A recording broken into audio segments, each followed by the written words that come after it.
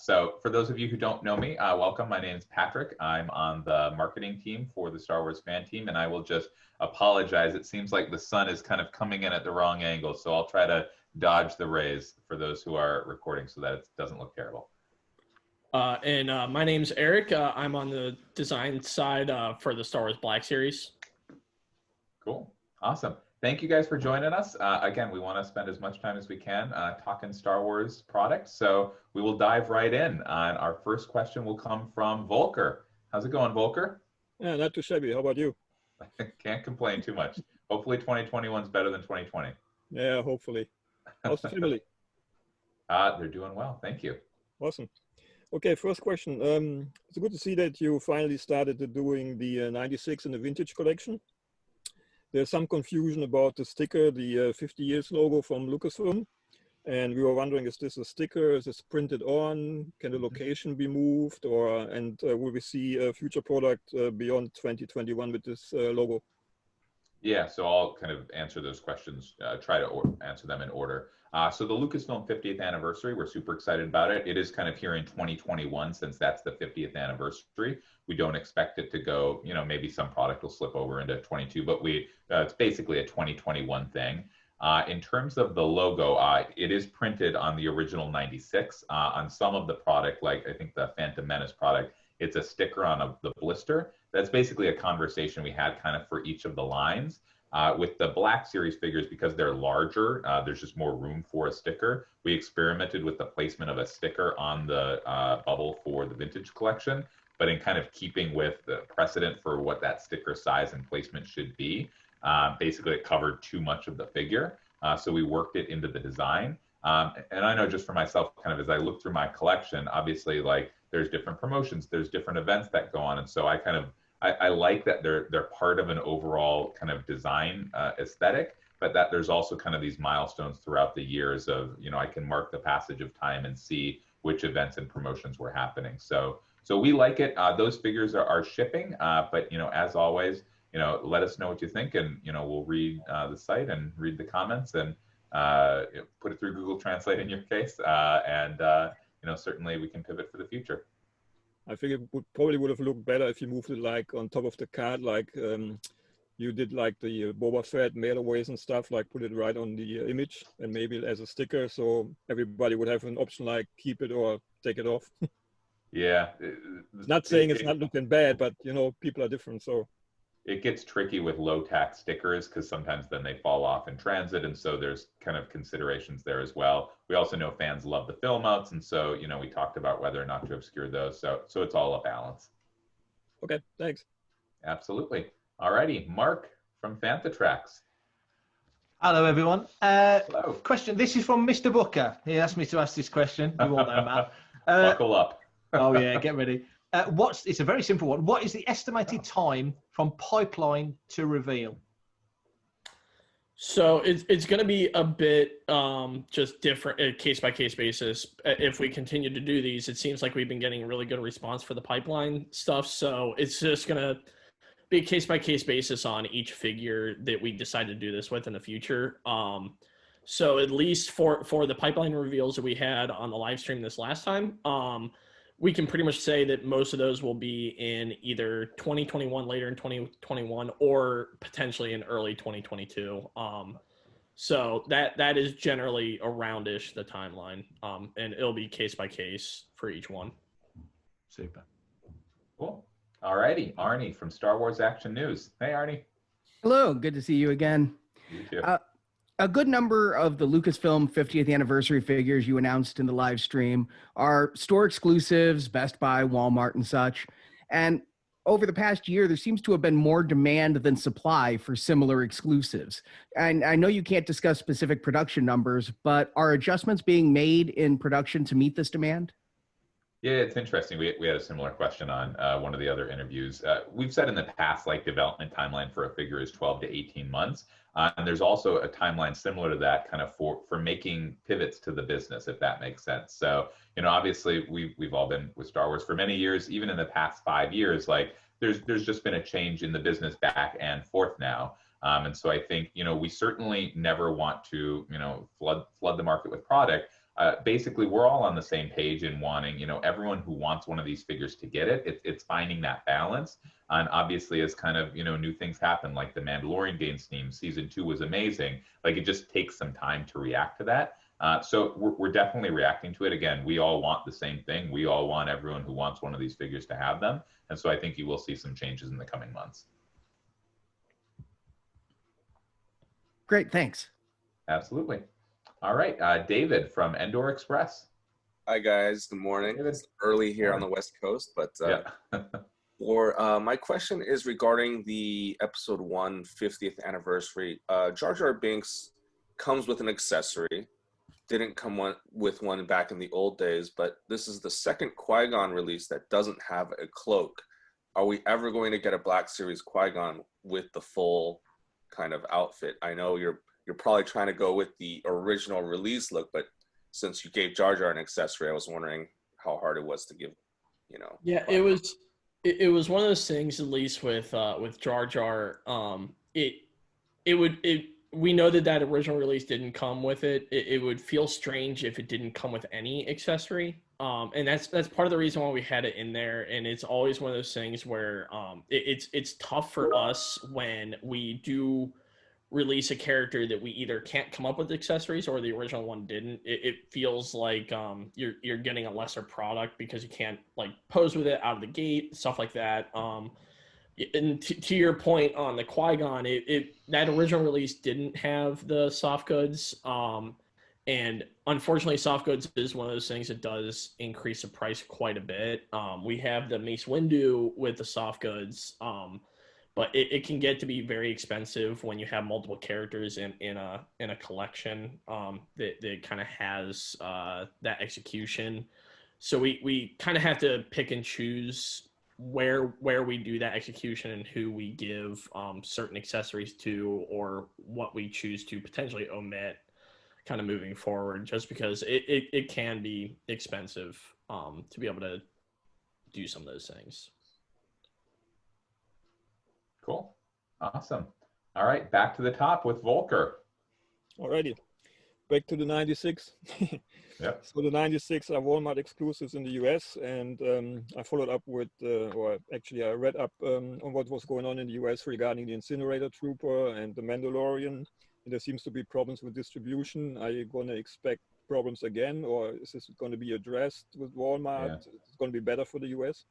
Yeah, no, this has been, obviously we addressed it on the live stream. It's been a frequent question on the interviews we've done this morning. So we're definitely aware of it. I'll say we feel the same frustration, and I know that's easy for us to say, but it is true. Like, we are all fans of Star Wars, and many of us are fans of other brands at Hasbro as well, not just the brand that we work on. And so, in many cases, we're literally going through the exact same process as you all. Waiting for an item to go on pre-order of a brand we don't work on, seeing how it comes in the mail. And so I will just say, like, we definitely hear and feel that same frustration. I'll say, generally speaking, we're definitely aware of some of the recent issues, and we are discussing kind of that process, both internally and with our partners. And I'll say kind of one specific action we took, because I know it's easy to say, yeah, we're working on it. Like, one specific thing we did, obviously, was on the live stream on the 29th. Not all of the products that we revealed were available for pre-order. And that's because in all cases, we didn't feel confident that the pre-order experience would be a smooth one for you guys, the fans. And so, we'll continue to do that moving forward. If we don't think the pre-order will be a positive experience, we will, wait and do it later when we think we can make it a smooth experience. Or there are some items that maybe we just won't have a pre-order for, and they'll go on sale, once their on-shelf date comes, both in store and online. And it'll be like it used to be. So I think we all like pre-orders for the reasons we talked about in the live stream. But if they're causing more frustration than benefit, then they don't make sense to do. So I think, again, we're continuing to look at it and talk about it. We'll take other actions if we think they're helpful. But again, our goal is not, it doesn't benefit us at all to have that frustration. It hurts us as well. And so we're working to alleviate that in the future. Okay, thanks. Absolutely. All righty, Mark, back to you. Back to me.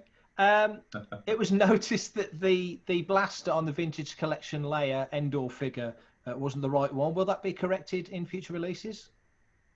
So at least for the moment on this release, it's too late to affect it on this current release. It's already in production, unfortunately. If we are to ever revisit that character, that would be definitely top of the list of something to correct. Obviously, moving forward, we don't want to release a character that feels incomplete or incorrect, especially when it doesn't necessarily pay homage to past releases. So if we do go to revisit that, that would be something that would be top of mind. Brilliant. Thank you. No problem. Cool. Arnie, back to you. Kind of building on David's question there, we at Star Wars Action News love Jar Jar, can't get enough Jar Jar. Very excited to see him on the Phantom Menace retro card back. But given that he was just released as a deluxe figure with more accessories than the carded version, and he's, somewhat of a controversial character, why release two versions of him in such close proximity? So it's partially because we're a little bit limited in what characters we have to pick from for Phantom Menace, like a celebration of Phantom Menace, at least in the Black Series. We were very lucky in the sense that we got Jar Jar out when we did, so that we had him ready to go for this Lucasfilm 50th anniversary. And we pretty much, we already did the Darth Maul and Obi-Wan Kenobi last year. We pretty much did the other ones that we had direct access to, that made sense, not only for original releases, but also characters that we have molds of that make sense for this item. In terms of Jar Jar in such close proximity, it just felt like a good time to do him, just because there are a lot of people that are like my age. Like, I grew up with Jar Jar and I'm very nostalgic for him, knowing that he is a controversial character. That character is honestly made for like kids like me. When I went to go watch it, that they love it. We're finding that there's been a lot more love for the prequels and for Jar Jar in particular. And it was one of those things where we felt like if we did a Phantom Menace celebration, it would kind of feel weird if we didn't have him in the collection. So that it was kind of all of those things coming together as to why we included him. I think also we just know that like some fans love those kind of throwback packages, some like the kind of modern Black Series packaging, and so we've done it before with the Tusken Raider and Vader in 2017. Last year we did it with I believe Luke Snowspeeder Pilot and Vader. And also Luke Dagobah, kind of in both stylings. And so we just want to make kind of both packaging options available to fans. Yeah, and the retro packaging looks very cool, but just wanted to ask, so thank you. Yep, absolutely. No problem. Yep. All right, David, you're up next, finishing our second round. So the Walmart vintage collection exclusives are coming out. Will there be any kind of related vehicles that go with it, like an AT-ST vehicle again, or, other ancillary products that kind of tie into it? Because sometimes there's like, products that come out, but there's no figures to go with it. But just wondering if you guys are playing more with, different releases and what's related.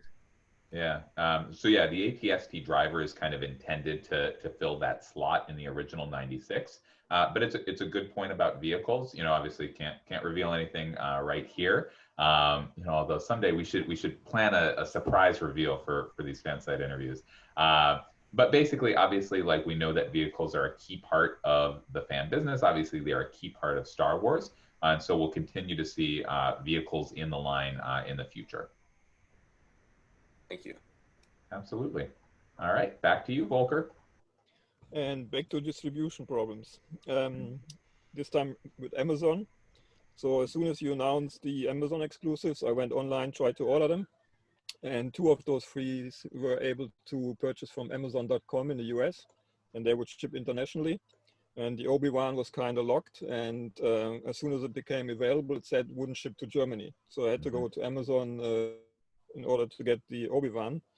And there's also like an issue with the Mandalorian speeder bike, which came with a shipper and without a shipper. And so anyway, you can have some influence on Amazon as well, like to let them know what collecting is about and basically make them available. I mean, 2 out of 3 are not available to ship international. Yeah. Makes no sense. Yeah, no, absolutely. We've gotten some other questions on some of the other interviews, and I think the key here is I look back at the numbers, like we've definitely made progress at getting exclusives available to international markets beyond the US. I think part of it is pre-order timing. Like pre-order, we've been doing it for a year and a half or so, but it's still somewhat new, especially kind of going global. And so to this specific example, I did touch base with our Germany team. Those products are all going live this week in Germany. There was kind of an issue with the retailer in Germany that we addressed, but they are going there. There were some other questions in some other interviews about some other products, and again, there was a delay. So basically, we're committed to getting the figures there. In some cases, they might not be available for pre-order immediately, kind of when they are in the US. But that is the main problem. I'm sorry if I interrupt you there. Can you improve the communication between Hasbro, between those different departments? Because it makes no sense if, for example, you guys show on the live stream what's going to be available, what can be pre-ordered and everything, and we're on the loop not knowing where to order it. That is not helping anybody. And if we're waiting like 2, 3, 4 weeks, or people miss their deadline, or the department missed the deadline to order the stuff to get it over into this market here, somebody else is doing the business, and somebody else is not going to get what they want to buy and order. Yeah. No, it's definitely something we can look into. Again, kind of there's a balance. I don't think we would want to, on the live stream, kind of list out for every product, kind of every market, because, you know, beyond the US and UK and Germany, there's just a lot of markets that we know there are fans. But you're right, like it's certainly something we can look into, getting that communication out somehow. Awesome. Thank you. Absolutely. All right, Mark, you're up. Hey. Having seen prices rise on basic figures that you would imagine wouldn't go out of production, for example, Din Djarin, the Mandalorian, have you got more on order for that figure in Vintage Collection and Black Series to meet that high demand? And are you talking specifically about kind of any Mandalorian Din Djarin figure in the Vintage Collection? Yeah, of course, there's a few, isn't there? Yeah, I mean, yep. I think really for a figure like, he's the best example because it's so hot at the moment. But you know, those kind of figures, when you see the secondary market prices going up and such, is there a hope of putting them more in production? Yeah, no, absolutely. And obviously we do these through a few different ways. One is if a product is recent enough, we can just rerun it and put more quantities out there. Obviously, if it's a little older, you know, we have ways to bring it back into the Black Series through the archive, into the Vintage Collection and some of our mainline slots or specialty waves. Specifically with the Mandalorian, I think we said this last year with the Razor Crest. Like we know, obviously, the Razor Crest launched, you know, several months earlier. The Mandalorian in his episode 1 look, Cara Dune, Remnant Trooper were out there. Like we have spoken with our teams, and we are going to rerun those around the same time that the Razor Crest launches. So yeah, basically, again, this gets back to like there's no reason why we wouldn't all be on the same page here. Like if there is truly demand out there for reruns of figures, like we want to satisfy that. There's no reason why we wouldn't. So we are basically kind of always talking with markets and retailers and seeing what that demand is and considering reruns. Excellent. Thank you. Absolutely. No problem. Arnie, back to you. So regarding the Black Series, you know, just a few years ago, we had the 40th anniversary of Star Wars, and then you guys had the definitive updates to the first wave of Kenner figures. And then similarly with the 40th anniversary of Empire Strikes Back, you guys did what seemed like definitive versions of those. And we're only a couple years away from 40th of Return of the Jedi. So given all of that, what is your greatest opportunity or what excites you most about this Lucasfilm 50th anniversary initiative and gives you something you couldn't do otherwise with all these 40ths coming along?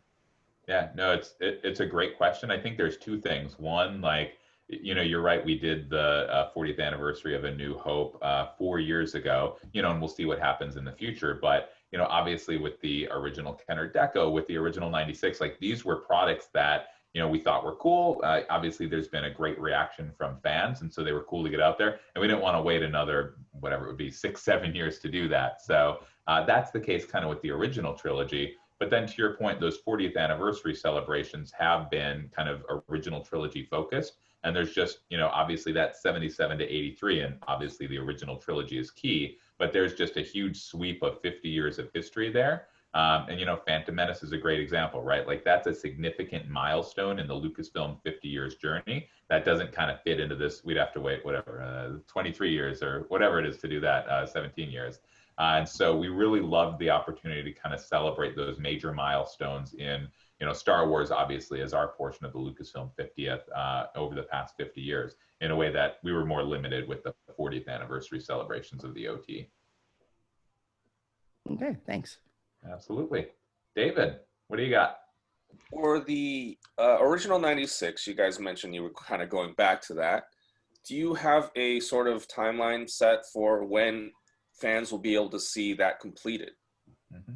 Yeah, I think we mentioned this on the live stream. We don't have a specific time frame, and the reason is, there's still a lot to do, and there are some that would be new tools. There are some that would be kind of, some progressive updates like we did recently. And so I think we wouldn't want to put a time frame on it just because it would be far out, because we're definitely not going to do these all in 1 year. As we said in the live stream, we'll pepper them throughout the line and do a few a year, maybe like this year, sometimes a few more. But we didn't want to put an end date just because we can't know that we would be able to hit that, and we don't want to cause frustration by setting a target that we ultimately couldn't hit.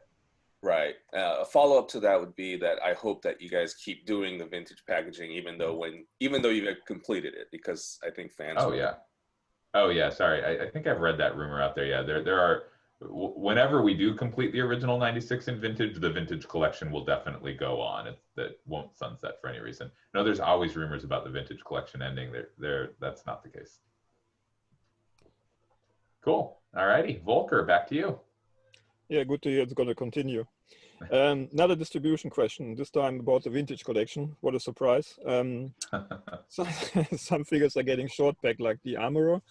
And then we got Darth Maul 3 times in a wave. I don't think that makes any sense. I mean, if you got like 4 figures in a case, 8 a case, can you keep the 2 per figure, or actually 8 the markets with solid cases? Like if you short back the Armorer or short back a clone in upcoming waves or anything, can you then provide the markets with solid cases in order for the dealers to catch up and for the collectors to find what they want?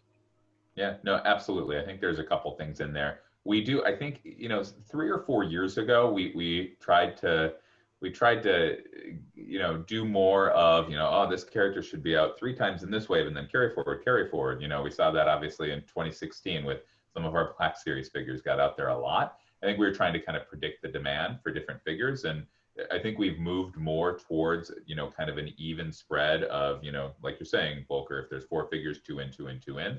I think with Maul, just Maul being like such an iconic character, being such a cool design, you're shaking your head. Maybe you don't like it. I don't know. But and Clone Wars season 7 just being so amazing, like we thought that was a case where it would make sense to put a little more out. I think if we do a Boba Fett or a Mandalorian, like Mark said, I think we might make a similar exception, but those are exceptions rather than the rules. And then you're right. Like obviously, case pack slots in an assortment are very limiting, right? Either you double or triple the amount of product that goes out there. Solid packs give us much more flexibility to meet that demand. More and more markets are going to that. Some markets are exclusively ordering on solids, and I think that's a trend that we'll continue to see happen. Okay, thanks. Absolutely. Mark, you're up. I'm up again. Now, this was an observation I made looking at your vintage collection ATST driver. A while ago, I interviewed Robert Watts, and he was very proud that his character, Lieutenant Watts, was the only character in the Star Wars saga at that time named after the guy that played him. And I did notice that the sculpt looked very much like Richard Marquand, who was the other ATST driver. So is there ever any potential to do a Robert Watts version, a Lieutenant Watts ATST driver at some point in the vintage collection? Yeah, so that is a fun cameo, and at the moment we currently don't have any plans for that version of that character. It's something that, like, moving forward, if we were to revisit any of these, it could be on the table. It all kind of depends on like that just point in time about like whether we can get it out there, whether it makes sense to do that kind of a thing. But it's something that's certainly on the table if we were to revisit those characters. At the moment, yeah, it's the sculpt, at least for this one, is definitely based more on the Richard Marquand. I'm inspired by that. So, yeah. Excellent. Thank you. Cool. Arnie. Kind of going to Volker's question about pre-orders, none of the 50th anniversary figures, the archive, the vintage, the Black Series, were available on Hasbro Pulse. Some other sites put those up. Are the non-exclusive 50th anniversary figures going to be available on Pulse? So I did check with our Pulse team. The archive is in stock right now, that first wave, and available on Pulse, except for Cody. Kind of to Volker's question, they order against the solids. Cody was basically a great performer and sold out more quickly than the others, but the other three are still available on Pulse. The other programs that we revealed are obviously retail exclusives. And again, that, retail exclusives, they give us the opportunity to do things we otherwise wouldn't have been able to do. And we would not have been able to build out this 50-year celebration without those. But I think we will see all major retailers kind of get an exclusive piece of the Lucasfilm 50th as we go throughout the year. Okay, great. Absolutely. David? So my question is between the Black Series and the Vintage Collection, it's great that you guys have different characters or different versions of characters in both lines.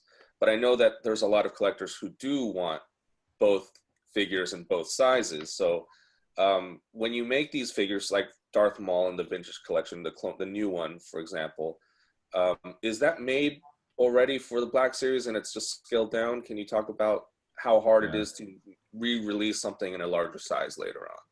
Yeah, it's interesting. Again, kind of in everything, we try to strike a balance. And so I think we don't want to just carbon copy everything from one line to the other, but we also don't want to be mutually exclusive because there are some key characters that we should get in each.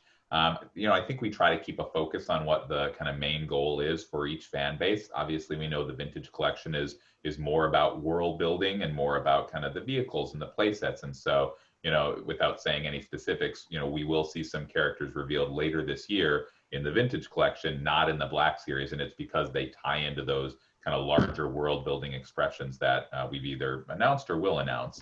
Black Series is obviously more about the figures themselves.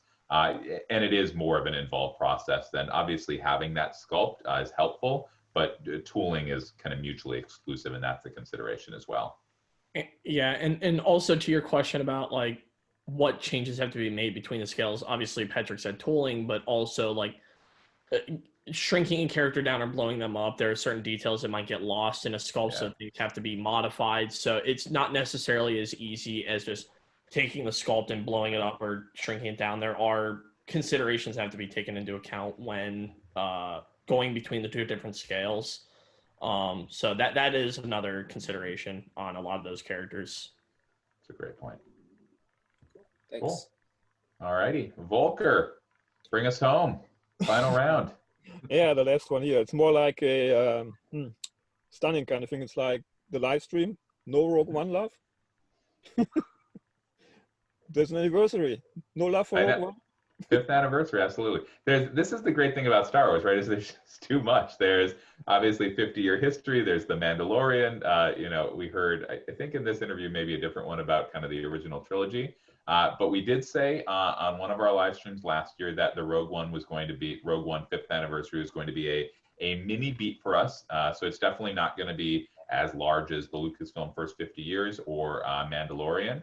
But obviously we got the Tantive 4 playset, which is in F4 packaging, but Rogue One adjacent. We got the Vader, and I will say we have not seen the last of Rogue One in 2021. So without saying what's coming down the pipe, there is more Rogue One coming. I take your word for it. I take your word for it. You can hold me to that. All righty, Mark. My last one. You've got some classically inspired figures with Greedo, Ben, and the Jawa, but can we ever hope to see some classically inspired mini rigs for either the Vintage Collection or the Black Series, or both? Yeah. No, it's a cool idea. Like obviously we've learned a lot kind of from our past vehicle expressions. Like I said, vehicles have a place. It's all about kind of finding that balance of, there's a ton of things we could do, but it's finding kind of the right ones to do. So it's a cool idea. It's something we've talked about. And we'll see. Excellent. Thank you. Absolutely. Arnie, final question. So there's a lot of new Star Wars media coming down the pike that was announced, late last year with Bad Batch and Obi-Wan and Cassian Andor and Boba Fett series and all of this. And you know, when it comes to recent media like Rise of Skywalker, there are still some figures yet to be made. And I know there's still quite a bit of demand for some of those figures from some people. So how do you guys plan on being able to kind of keep up with the main characters from all of this and balance all the different media expressions, especially when we start getting back to new movies, with the figure, you know, numbers per year that you guys have been putting out? Yeah, it'll be a great problem to have in 2023. Obviously, when that movie comes back. But you're right. Even in 2022, you know, without kind of speaking to any specifics, you know, because I can't remember exactly what's been publicly revealed, but like we know there's a lot coming down the pipe, as you said. You know, obviously we're currently planning our 2022 line. You know, no surprise since we're already into 2021 here, and we're trying to balance all of those things out. You know, I will say that in both the Black Series and Vintage Collection, obviously over the past few years, and you know, we've had some kind of gaps here and there to be able to go back and fill in a lot of the original trilogy characters. And you know, again, as I said, that will continue to be a focus, but it does kind of give us the breathing room then in 2022 to be able to explore some of those new entertainment sources. And obviously, you know, we will see which ones make sense to do again for each fan base. We'll see which ones make sense to kind of do expansively like we would do for a movie, or kind of, you know, pepper a couple characters in. And yeah, we'll see what the future looks like, but it's a great future. You know, I think we could see some growth, and yeah, we're all excited, and hopefully you guys are too. Thank you very much. No problem. David, bring us home. All right. So this panel, you guys have asked so many of my questions. I've been making all of my questions up. This one will be I guess the last one. So not sure if you're allowed to talk about this, but being 2020, a lot of people have been home. I was wondering if sales have been a lot better, and if that means more product for us as well, or if it's just kind of, or do you guys just kind of go like, okay, every year is kind of be this much product, this much product? Just wondering. Yeah, I mean, say that.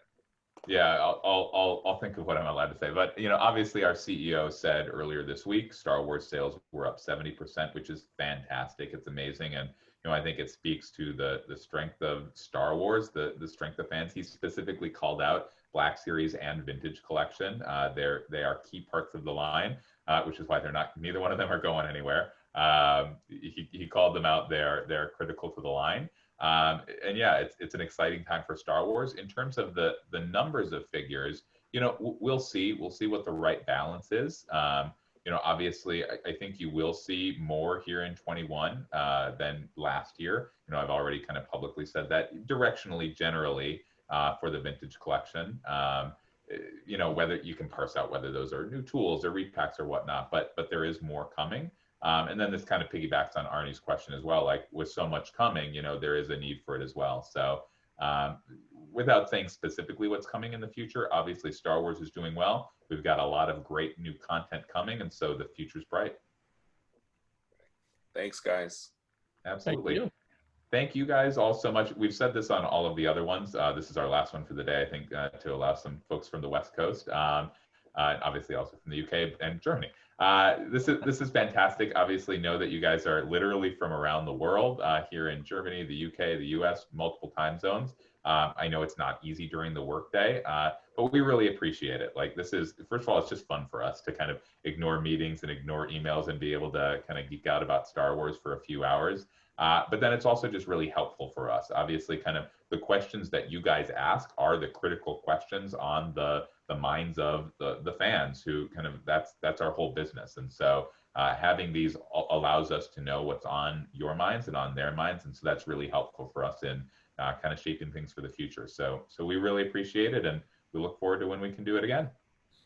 Brilliant. Thank you for having us. Thank you. Absolutely. Thanks, guys. Take care. Bye-bye. Bye.